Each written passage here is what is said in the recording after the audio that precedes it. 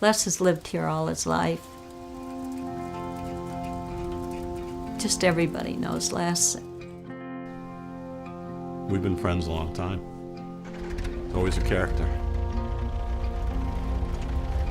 I try not to be too hard to get along with. Go down through right past his house every day, so it's, he's out there waving all the time to us. Saturday mornings we'd be up, and him and his brother would get together and we'd all go up and cut firewood. But his sons have helped him, and like his brother used to help him, they always did everything together. 30 years ago we started, or maybe longer than that. Every spring we'd start on a wood pile. And Les calls me over on occasion. keep it up, we'll have it all done time you're done. To help him out with wood and help him out with maybe tuning up his lawnmower or something. We were sawing up logs into chunks. When he was sawing it, he hit the blade against the other pile and then it kicked up and hit. And it started bleeding like a stuck hog. This is really bleeping happening to me. And then he says, don't swear. He said, you shouldn't swear.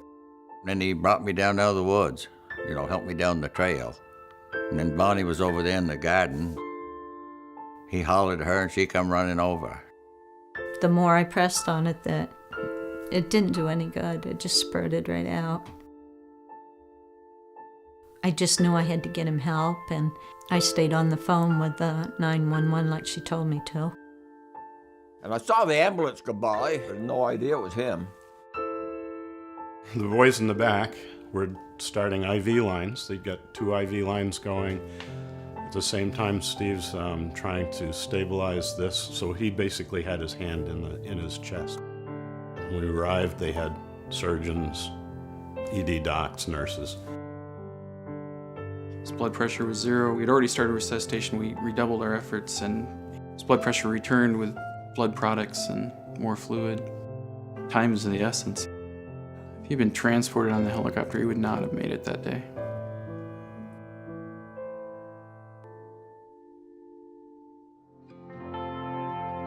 All his children were in the waiting room, and I just said, he's going to be all right, he's going to be all right.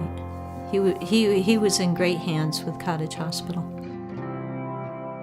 He walked away 3 days later. It was pretty remarkable.